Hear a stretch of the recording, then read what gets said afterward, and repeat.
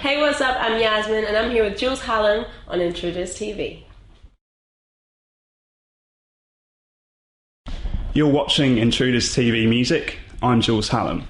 I've been particularly excited about today's interview because we get to sit down with the beautiful and talented Yasmin. Thank you very much. Thank you so much for joining us today. It's nice such a pleasure. Here.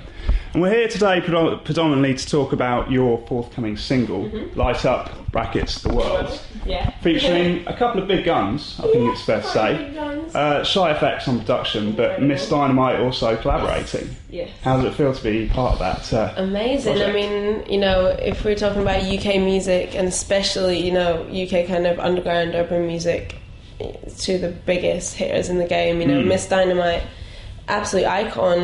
When a lot of people talk about urban music and the rise of, and as it was getting its success, they'll always mention Dizzy Rascal and they'll always say, oh, So Solid Crew, 21 Seconds. Sometimes people forget how huge Miss Dynamite was and the mainstream success she had, and she worked with Salam Remy, Lil Wayne on her first album. She really did a lot. Didn't she win a Mercury in 2002 as well? I believe so. I'm not entirely sure. But and just ever since she's come out, she's just always been putting out big track after big track, and always kind of managed to get that balance of making music that people can relate to on the radio, kind of more commercial, but she still always did something for the underground, and she's never forgotten her roots. So to work with someone like her, and again, I'm all about the girl power, and she completely killed the track. And Shy Effects, with him, I just leave him to it, because I know he's going to make it fresh as hell. So always love working with Shy, and he killed this track.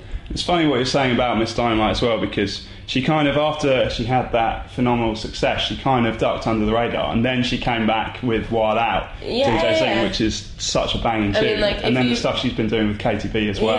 Katie B with Red Light. She works like crazy. She works so hard, and she's a lovely, lovely girl and so inspiring to work with. So I'm just blessed to have her on the track. Looking more at your career, you started out as a DJ, but then you started doing the vocal thing. It must have been quite a shift to go from standing behind the decks to getting up in front of the microphone. Yeah, I mean, obviously people always say to me, how did you do it? How was the transition? Was it always the plan? But a lot of DJs get the urge to create, and a lot of them become producers. For me, I grew up listening to, and when I started DJing, was hip-hop, R&B and soul. So I mean, I love a great beat, so much, but what's always got me is lyrics and melody. So when it came my turn to create, singer-songwriter felt the natural way to go.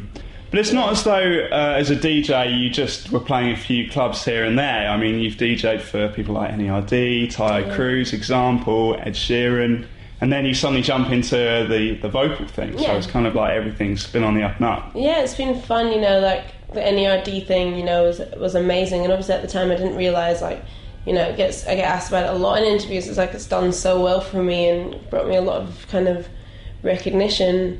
But that was an amazing experience, and I just called up the promoters of the show. They were performing at the Roundhouse, and I asked if they had a support act, and they didn't, and I said, look, at a DJ, and I'd love to warm up the crowd. They were like, there you go on and do it. And through them I got to meet Eve. I got to DJ with her. I DJed with her for about a year and a half. Again, amazing girl, and she's a female rapper and as a female DJ, and both females in a male-dominated world, and she was so inspiring. She's won Grammys, platinum albums. She acts. Do you still find that though, working in the music industry? Do you find it is still overwhelmingly dominated by men? Yes and no. I mean, there's loads of female artists. It's not necessarily that there's not enough female artists. It's just with females, I think there's so much more that people can comment on than with a male artist sometimes. For females, it's very much a lot about image a lot of the time, whether people want to admit it or not, but it's a big part of it. And obviously for a woman, the same way if you go and do a photo shoot, that a girl has to get her hair done, makeup, get her nails, and then the outfit and everything. Obviously a guy, it'll just be like a bit of a powder. A bit of wax. So it's kind of, there is that, as I think women have a little bit more pressure in that sense.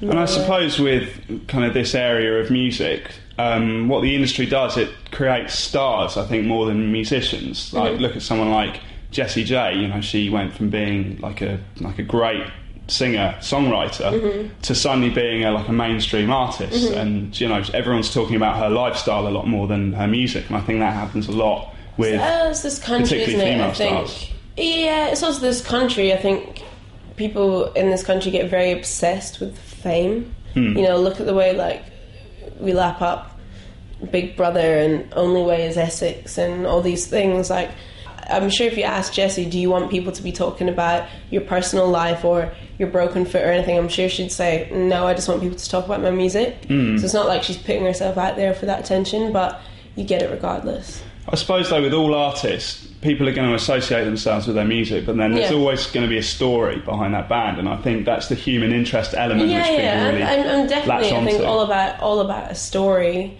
You know, I mean, I think some people take it to the extreme, but you know, everyone has a story and a journey. If you, I mean, just this is my personal thing, that I feel like it can be quite easy to be discreet if you want to be discreet, but if you want the attention, you can get it. I'm quite happy for people to talk about my music. If that makes them want to know about my story or about my life, then it's going to make them want to know about it, but I'm not desperate for fame.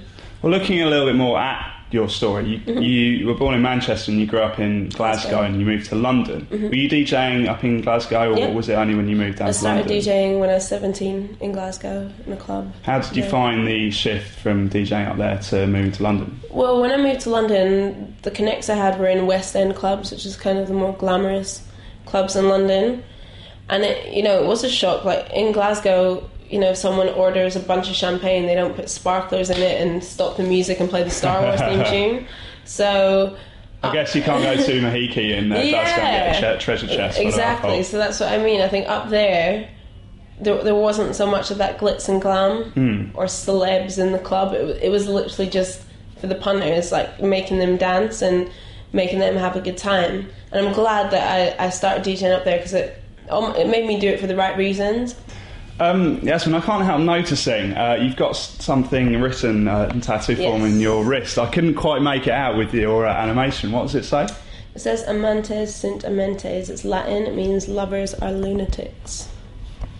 Why did you decide to get lovers are lunatics in Latin tattooed on your wrist? Everyone is a bit crazy for the things they love. So I think love makes people crazy. Interesting sentiment. Or do crazy things, you know, like if you love, you know, I loved music so much and I dropped out of university and moved to London with no backup plan whatsoever.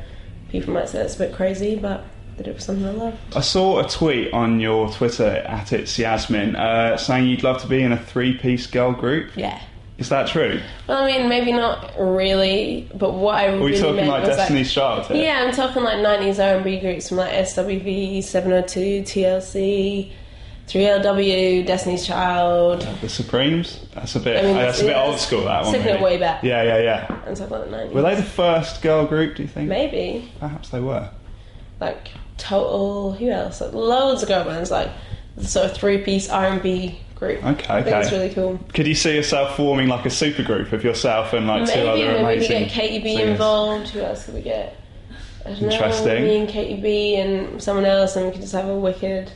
three-piece R&B girl group. Maybe and like Sync and Shy Effects on production. Oh god, that would be amazing. Wow. I think we've just stumbled across a gem here. Actually, I'm not too sure people are ready for that yet. Maybe a few years down the line that would work. We'll wait a few years, yeah. Take a deep breath.